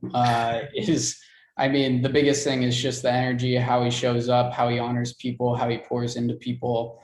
And he's done it before in the past. And he has a wealth of experience in being able to build a cash flow producing asset in business and also build wealth at the same time and buy cash flow assets and then build wealth off of that. It's just absolutely incredible. So if you guys have had any insights, any value, anything out of this so far, drop a 1 in the chat for Michael here. Mina, thank you. Yali, and they're all coming in now. Love it. And Andrew, while you do that, since we're talking about transition, are you okay if I call on Yali for just 60 seconds real quick? So Yali was part of the client transition. So she was on the receiving side of, oh shit, change. I had bought into Tribe of Buyers culture. I had bought into Brad and Andrew and Avery, and all of a sudden this Asian guy that I don't even know who the hell this guy is, supposedly the new leader here. And so Yali was on the receiving side of the client experience. You want to speak to that, Yali, from your experience? Yeah, absolutely, Mike. Thanks. What I felt, first of all, there was some kind of energetic feeling behind the scenes as something was happening, something was shifting, and a bit of a lack of clarity, not for a long time. I think it was maybe like a 2-week period. There was something. And I think between the clients, we kind of spoke about that. It's like, what's happening? What's occurring? And then I think there was a public announcement, but there was a call that you guys did. Yeah. And that call was actually incredible. I still talk about it with people today, because to me, that just represents who you guys are. And I was seriously stating before that you guys are setting the standard for this industry in mergers and acquisitions, because you, that was the call where you officially announced the buying out of the company. And Mike, you introduced yourself to the clients. And I didn't expect this, but I felt like you had such a sensitivity to what we may have been feeling or experiencing when you're announcing such a thing, and you addressed it at that point. And I'll give an example of how, but to a degree where I was left with no questions at all, and actually with a sense of like optimism, because I didn't expect that it would be hard for me to hear that that's happening until you guys announced it. And then I realized, wow, well, I bought a course from Andrew Cruzy, and Andrew's leaving. Wait a second, like what's going on?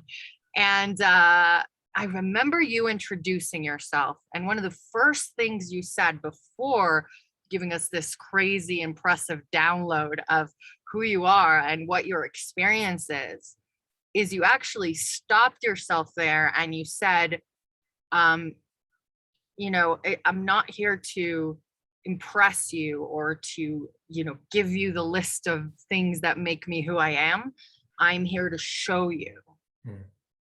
And then you addressed any concerns we may have had from your perspective that I think were spot on, and how we must be feeling right now hearing this. Yeah. And then you also had this list of like gifts and compensations and experiences that were actually going to be for us kind of in a leveling. So yes, we're switching out, but you get 2 months extra, which was amazing, because I was nearing the end of my program at the time. Yeah. And it felt like a manifestation. I remember saying, oh, I wish I just had a couple more months, and a few other things. So the bottom line there was addressing how we felt before anything, telling us you want to like walk the talk rather than just talk the talk. And also there was authenticity, vulnerability, and sharing what it took you guys to make that decision. And Andrew kind of sharing also like his emotions and how important it is to you, Andrew, that we feel a certain way. There was just so much humanity in it. And like you said, this is a business of people. And so it actually turned it around into like, wait, we're learning business from you guys. This is something we can learn. And this is an opportunity rather than something wrong, something bad happening. I was incredibly inspired by that. So I'm happy I got to share that, because I think that was a great example. Amazing. Thanks, Yali, for sharing. Andrew, I'll pass it back to you. Yeah, thank you so much, Yali. And I want to open up a opportunity for you guys, a possibility. I'm dropping Michael's link in the chat. Just open up a conversation with him around what was your number one takeaway, and take it from there. So also on the replay, I'll drop it down below here. So if you guys had any thoughts around, damn, I would really love to learn how to structure a business to sell it, or I would really love to learn more about M&As, or I want to learn more about taking my cash flow and putting into assets that grow, or I just want to know how to show up like Michael and really lead a team and lead people. If you had any of those sorts of thoughts or any of those positive thoughts, hit them up right now and share your number one takeaway and open up that conversation, because there's nobody else in the space that I trust as much as Michael Chu here in being able to lead people in a well-balanced manner, where it's not just about chasing the next revenue number. It's about actually living a life that you really love and producing those assets and buying those assets that will help you sustain your lifestyle. So hit them up. I just put the link in the chat. Hit them up in Messenger with your number one takeaway and take a conversation from there and explore the opportunities, because he has the best programs out there to really be the best version of yourself. And he's just an absolute, just incredible person. And he pours into his team. He pours into his clients. He still does how many calls a week do you do? I run 3 a week with the 7-figure CEO level students. We do developing the CEO on Mondays. We do systems and team building on Thursdays. And then we do sales and marketing on Friday. And then I do a Monday night fundamentals call for anyone not doing 10K a month consistently. Yeah. And he's had so much experience in his life, even though he looks super young. You're 36, 37? 37. 30. Yeah. So much experience in those 37 years. And he really, really pours in the clients and team. And if I had the opportunity, still being in a coaching business, I would want to be around this type of energy and the people he attracts 24/7. So shoot him a message if you've had any of those thoughts and just see where the conversation leads you. So I just dropped that in the chat. And while you transition to that, Andrew, are there any questions that we have not answered that were a burning question for you before we start to wrap up?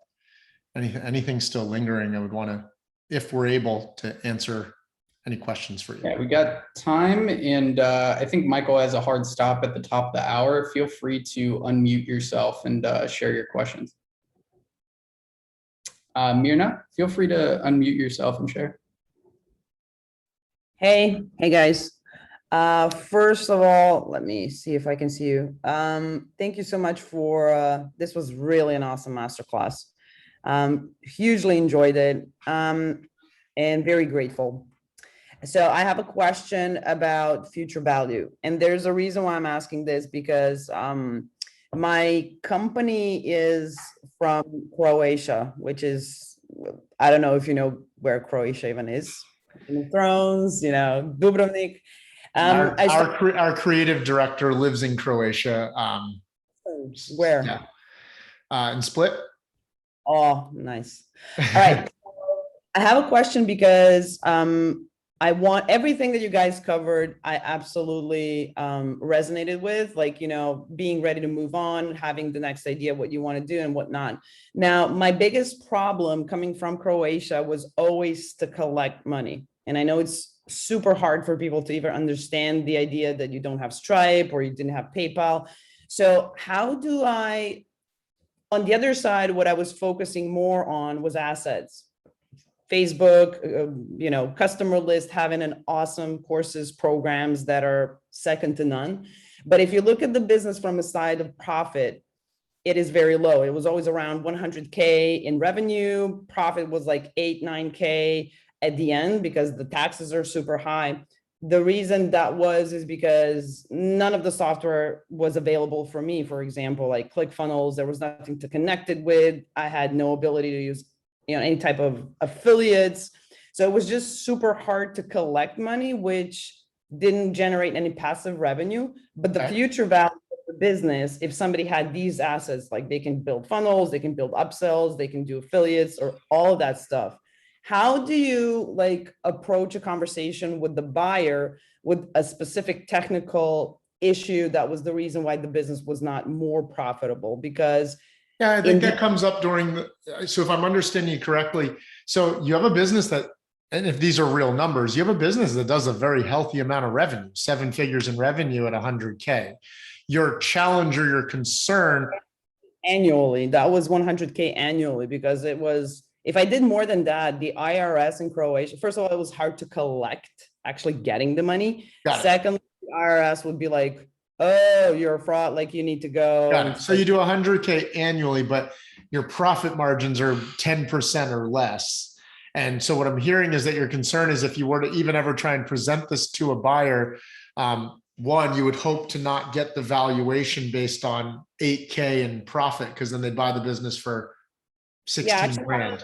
So, exactly. so go ahead. Yeah, sorry. Yeah, so I had a buyer because I want to sell the business. It's an awesome business for somebody that can scale it. They're going to make a lot of money. But I had a competitor wanted to buy out, but the offer was like super low in regards to what I know the business can do if it has technical abilities and opportunities. Yeah. Well, I think the simple answer is, again, what I said earlier, your price, their terms. So if you know a price that you think it's worth, you just stick to that price, but just know that you're going to be dealing with a lot of buyers that will walk. And I think it would sound like this.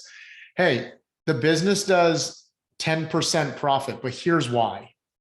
The type of buyer I'm looking for is the type of buyer that knows that they're maybe they're US based, so they don't have to worry about the tax reason. So that by itself would build in 20% margin. They already have a team that they would be able to step in with. That would be able to. So if you can show that buyer that the assets are worth blank, but you would be able to cut almost all of the expenses that I incur. Now you could potentially have the buyer value your business purely based on revenue, not profit. If you and the buyer could come to full agreement that the expenses that you incur are not expenses that they would have to incur, how they would run the business. So that's how I would position that. Right off the bat, I would be clear about that, knowing that some of the buyers would walk. All right, cool. Thank you. I appreciate it. Yeah, my pleasure. Thanks, Mirna. Who else has a question for me or Michael?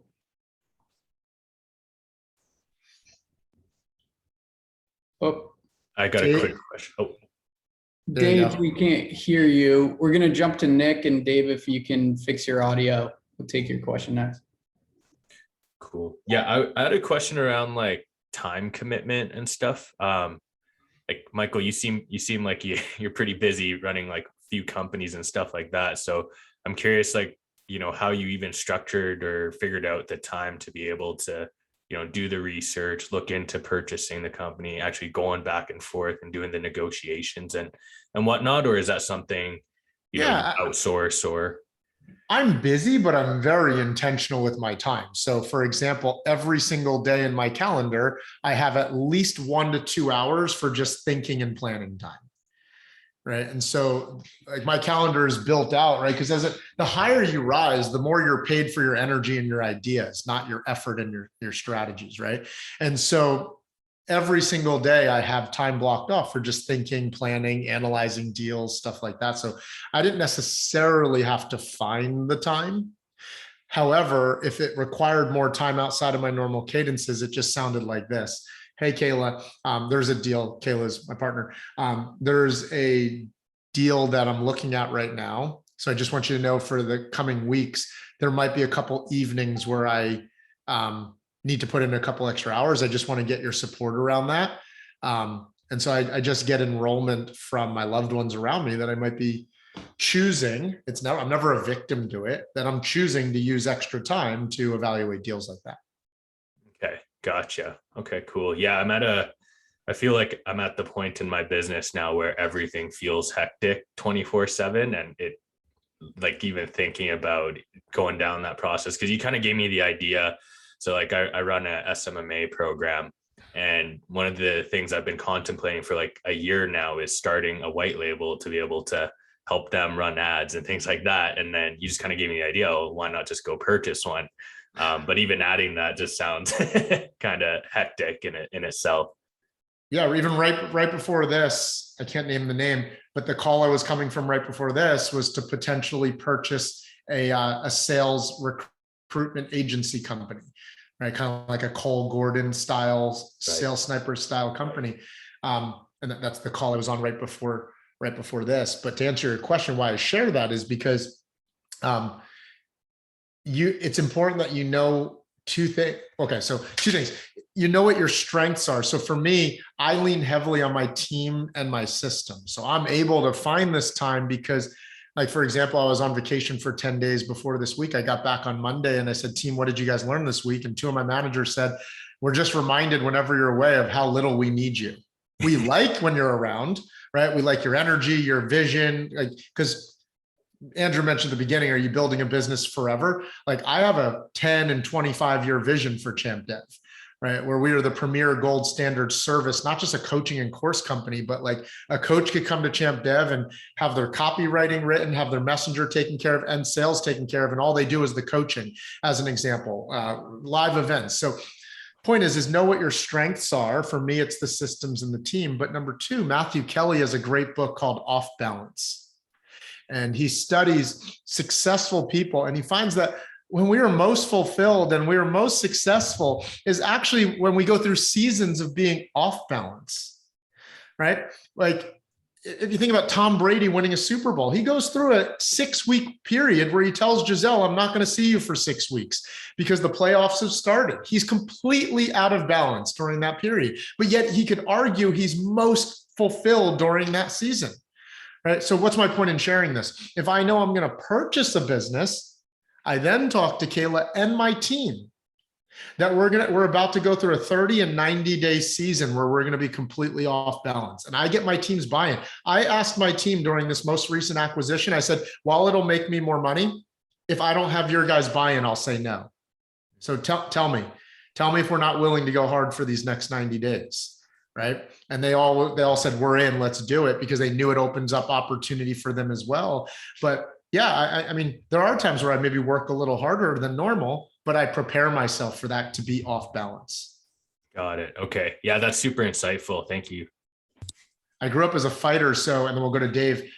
So, it wasn't uncommon for me to go through an 8-week fight camp where I was completely off balance, right? Like eating super strict and training 2 days. So to me, I view it like that. I'm going to go into a fight camp for a little bit.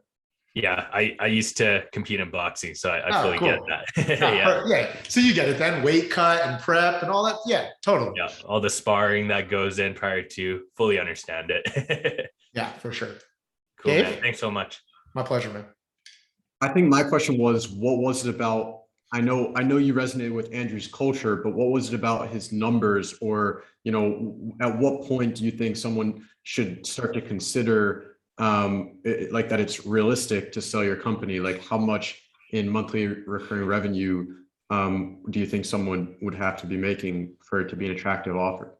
Yeah, I have a couple metrics that I'm oftentimes looking at. I'm looking at, even with a certain amount of attrition, what do I believe the profit would be? And so I run some numbers based on a potential 20% attrition. Would I still have a 20% profit, right? For the time being on the deal, knowing that when the buyout's done, or if I were to take revenues higher, right, that revenue could, that profit could grow higher. Those are just some baseline benchmark numbers that I'm looking at.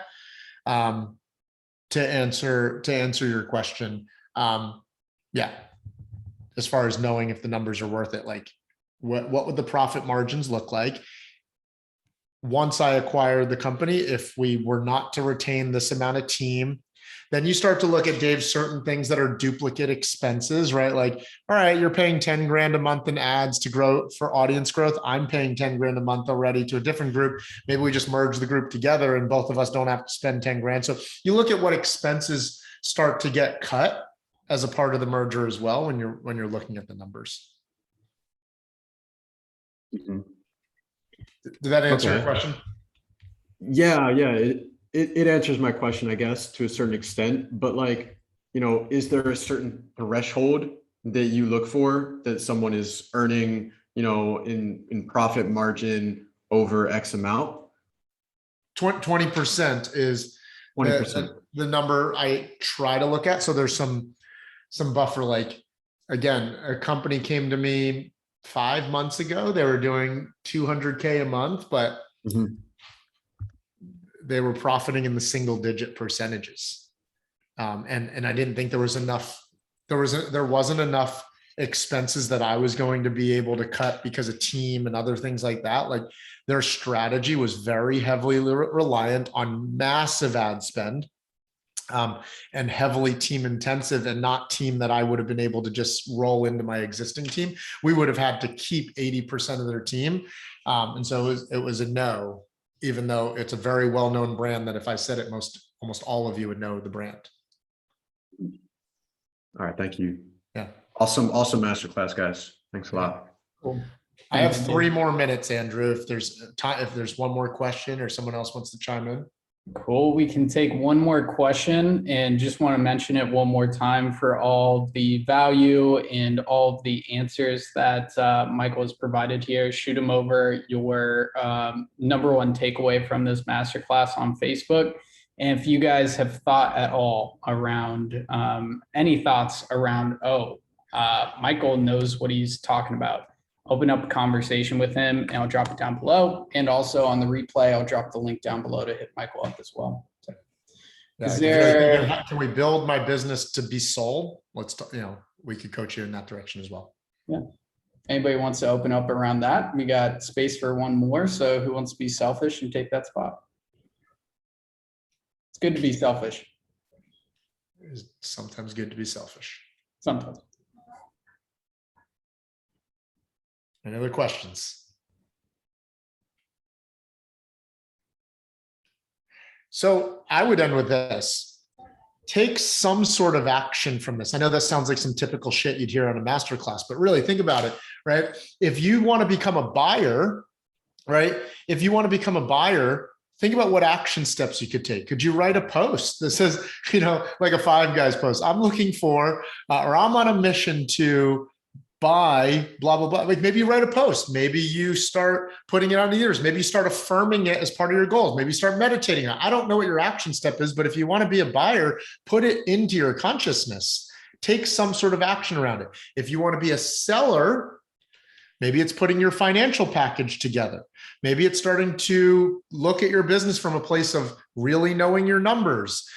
Maybe it's exploring a conversation with me if I can connect you with a buyer, or maybe we are the buyer. I don't know, but take some sort of action.